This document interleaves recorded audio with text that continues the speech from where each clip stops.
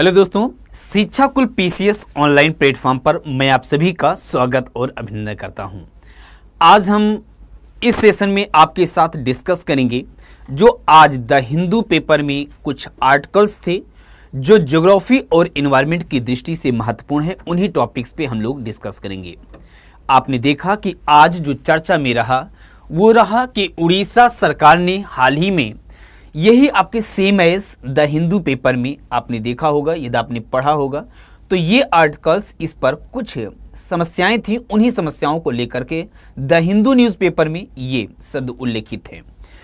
उड़ीसा सरकार ने हाल ही में महानदी डेल्टा क्षेत्र के जिलों को सतर्क कर दिया है, क्योंकि उसे राज्य में लगातार 3 दिनों तक भारी बारिश के बाद नदी प्रणाली में मध्यम बाढ़ की आशंका है। तो इस प्रकार आपने देखा कि एक क्या है, बाढ़ की एक मध्यम फ्लड की, मीडियम फ्लड की आशंका जताई गई। तो इस प्रकार आप देख रहे हैं वजह क्या है, महानदी रिवर।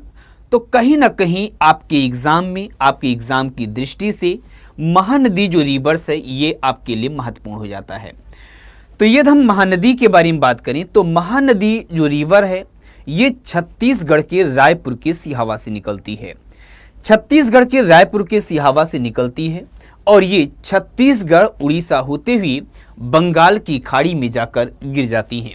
यदि आप देखोगे, यदि आप इस मैप पे नजर डालो, यदि आप इस मैप पर यहां पे देख सकते हैं, यदि यहां पे देख सकते हैं ये छत्तीसगढ़ का रायपुर का सिहावा है। छत्तीसगढ़ के रायपुर के सिहावा से निकलती है, छत्तीसगढ़ के रायपुर के, और ये छत्तीसगढ़ और साथ ही साथ में आपने देखा ये क्या है, उड़ीसा। छत्तीसगढ़ उड़ीसा होते हुए ये बंगाल की खाड़ी में जाकर के गिर जाती हैं और डेल्टा का निर्माण करती हैं।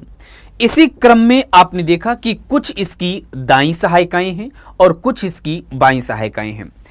दाईं और बाईं सहायिकाओं का निर्धारण जिधर की ओर नदी प्रवाहित हो रही है, यदि आप उधर मुख करके खड़े हो जाओ तो आपका लेफ्ट इसका लेफ्ट होगा और आपका राइट इसका राइट होगा। मीन्स यदि आप ये जो देख रहे हैं कि शिवनाथ, दूसरा यहाँ पे जो ये आप देख रहे हैं दिस इज शिवनाथ, हसदो और मांड। शिवनाथ, हसदो और मांड ये इसकी बाईं सहायिकाएं हैं। वहीं पर यदि आप देखोगे तो यहाँ पे अगला पॉइंट आप देखोगे, दिस यहाँ पे सतकोशिया टेल, यहाँ पे देखिए सतकोशिया टेल और दया, इसकी कौन सी सहायिका है? आपका जवाब होगा कि इसकी दाईं सहायिकाएं हैं। तो आपके एग्जाम में यहां से क्वेश्चन बनने की संभावनाएं ज्यादा हैं।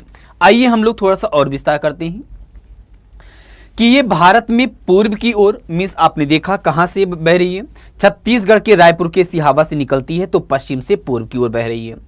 तो पूर्व की ओर बहने वाली प्रमुख नदियों में देखा जाए तो ये प्रमुख प्रायद्वीपीय नदियां हैं, पेनिनसुलर रिवर्स हैं। उद्गम की बात करें तो छत्तीसगढ़ के रायपुर के सिहावा पर्वत श्रृंखला से, सिहावा पहाड़ी से निकलती हैं। इसकी लंबाई की बात की जाए तो ये 860 किलोमीटर लंबी है। इसकी लंबाई कितना है? 800, यहाँ पे 860 किलोमीटर इसकी लंबाई है। इसके प्रवाह की दिशा देखा जाए तो छत्तीसगढ़ उड़ीसा होते हुए ये बंगाल की खाड़ी में जाकर के गिर जाती हैं, जो बातें हमने आपको बताई। अब यहाँ पे महत्वपूर्ण पॉइंट्स ये है कि जो ये महानदी है, इस महानदी पर एक महत्वपूर्ण डैम है, एक महत्वपूर्ण बांध है जिसका नाम है हीराकुंड डैम। हीराकुंड बांध दुनिया का सबसे लंबा मिट्टी का बांध उड़ीसा में संबलपुर से लगभग 15 किलोमीटर दूर महानदी पर बनाया गया है। मीन्स यदि आपसे एग्जाम में पूछा जाए कि आखिर में महानदी पर कौन सा डैम बनाया गया है तो आपका जवाब होगा कि हीराकुंड बांध। हीराकुंड बांध जिसे, या जो दुनिया का सबसे लंबा मिट्टी का बांध है जो कि 26 किलोमीटर है, ये उड़ीसा में संबलपुर से लगभग 15 किलोमीटर दूर महानदी पर बनाई गई है। यही इतना नहीं, इस बांध का उपयोग हम किसके लिए करते हैं? तो इस बांध का उपयोग हम सिंचाई के लिए करते हैं। इस बांध का उपयोग हम इलेक्ट्रिसिटी प्रोडक्शन के लिए करते हैं। इसका उपयोग हम कहीं ना कहीं फ्लड कंट्रोल के लिए भी करते हैं। इसी से संबंधित एक और झील है जिसका नाम है चिल्का झील। आपको याद होगा, और नहीं यदि हमने चीज़ें वहाँ पे आपने ये ध्यान से नहीं सुना है तो यहाँ पे समझेंगे। जब आप पूर्वी किनारों पे जाएंगे तो आपको यहाँ पे तमिलनाडु एवं आंध्र प्रदेश के बीच सीमा पर आपको एक झील मिलेगा जिसका नाम होगा पुलिकट झील। आंध्र प्रदेश और उड़ीसा के बीच देखोगे तो आपको मिलेगा कोल्लेरू, और उसके बाद उड़ीसा में तो आपका जवाब होगा कि चिल्का झील। तो इसी क्रम में चिल्का, जिसे रामसर कन्वेंशन के तहत अंतर्राष्ट्रीय महत्व की आर्द्रभूमि नामित किया गया है, अपने अंतर्देशीय प्रवाह का 61% महानदी नदी प्रणाली से प्राप्त करती है। जल क्षमता की दृष्टि से बात करें तो ये प्रायद्वीपीय नदियों में गोदावरी नदी के बाद दूसरा स्थान पर है। यदि हम किसकी जल क्षमता की दृष्टि से बात करें तो प्रायद्वीपीय नदियों में सबसे ज्यादा जल ग्रहण क्षमता किसकी है, तो गोदावरी नदी की है, जिसकी यदि हम लंबाई की बात करें तो 1465 किलोमीटर जो लंबी है, जो जिसे इस गोदावरी नदी को दक्षिण भारत की गंगा के नाम से जाना जाता है, या इसे वृद्धगंगा के नाम से जाना जाता है। इसके बाद जो दूसरा एक महत्वपूर्ण नदी है वह है महानदी। यदि हम और बिंदु पे बात करें तो यहाँ पे इस पर आधारित कुछ क्वेश्चंस हैं कि निम्न महानदी के संदर्भ में आपको विचार करना है। इसका उद्गम स्रोत छत्तीसगढ़ राज्य की सिहावा पर्वत श्रृंखला है। दूसरा, ये नदी अरब सागर में गिरती है। कौन सा कथन सही है? केवल एक, केवल दो, दोनों, इनमें से कोई नहीं। तो आपका जवाब होगा कि सर यहाँ पे ये बात तो सही है, लेकिन अभी आपने बताया अरब सागर में नहीं, ये बे ऑफ बंगाल, बंगाल की खाड़ी में गिरती हैं। बे ऑफ बंगाल मिस कथन नंबर 2 बिल्कुल ही गलत है, और then option number A is right, केवल एक सही है। ऑप्शन नंबर ए केवल एक सही है, इस पर आपको ध्यान देना है। आइए हम लोग चलते हैं अगले क्वेश्चन की तरफ। कुछ आपका एक दूसरा मुद्दा जो कि सेकंड मुद्दा बना रहा, पपुआ न्यू गिनी के बारे में। पपुआ न्यू गिनी जो कि एक दक्षिण पूर्वी एशियाई द्वीप समूह है, ये पपुआ न्यू गिनी एक बार फिर चर्चा में आया है। तो यहां से भी आपके प्रीलिम्स में क्वेश्चंस बन सकते हैं। क्या है आखिर में पपुआ न्यू गिनी? तो आखिर में पपुआ न्यू गिनी, सबसे पहले यदि आप देखोगे तो ये जो आप देखो this is Papua New Guinea, और यहाँ पे आप देख रहे हो ये है ऑस्ट्रेलिया और ये है पपुआ न्यू गिनी। आइए हम लोग समझते हैं सबसे पहले पपुआ न्यू गिनी के बारे में।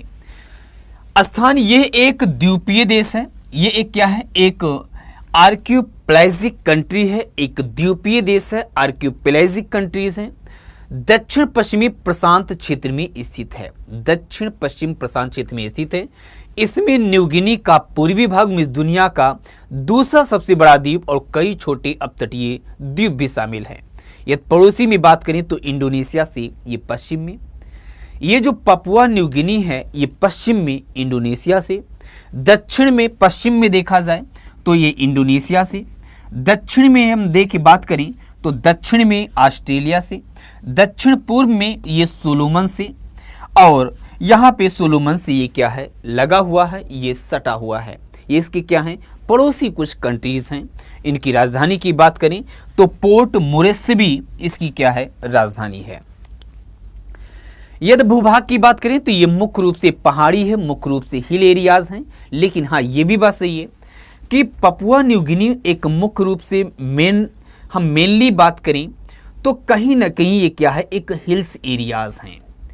लेकिन ऐसा भी नहीं है, यदि हम दक्षिणी पपुआ न्यू गिनी पे जाएं, दक्षिणी न्यू गिनी में बजाएं तो वहां पे हमें निम्न भूमि भी या निम्न मैदान भी देखने को मिल रहे हैं।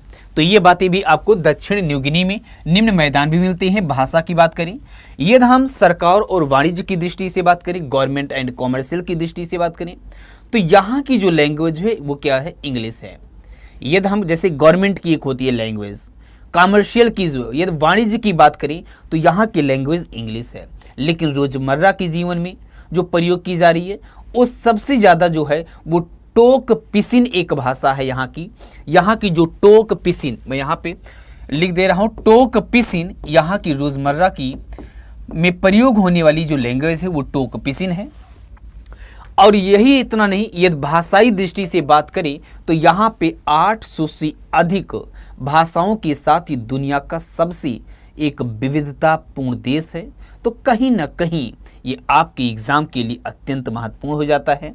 और इसीलिए हमने ये जो 2 इश्यूज आपके सामने लाए, एक हमने आपको पहला बताया कि पपुआ न्यू गिनी के बारे में, और दूसरा जो इश्यूज था वो हमने आपके साथ डिस्कस किया कि आखिर में महानदी के बारे में। तो क्वेश्चंस बन सकते हैं। ऐसे ही महत्वपूर्ण जो करंट में आपने देखा होगा द हिंदू, यदि आप पढ़ते होंगे, नहीं पढ़ते हैं कोई बात नहीं, डरना नहीं है। हम लोग इसीलिए हैं कि उस द हिंदू पेपर को अच्छे से पढ़ करके और आपके सामने सरल शब्दों में आसान भाषा में रखें ताकि आप उस चीज़ को समझ सको। तो ऐसे ही हम लोग पर डे आपके साथ न्यूज़ विथ मैप सीरीज में या हम इस प्रकार रिकॉर्डेड क्लास आपको देते रहेंगे। तो और अधिक जानकारी के लिए जुड़े रहें हमारे साथ शिक्षा कुल परिवार के साथ। Thank you so much. जय हिंद, जय भारत।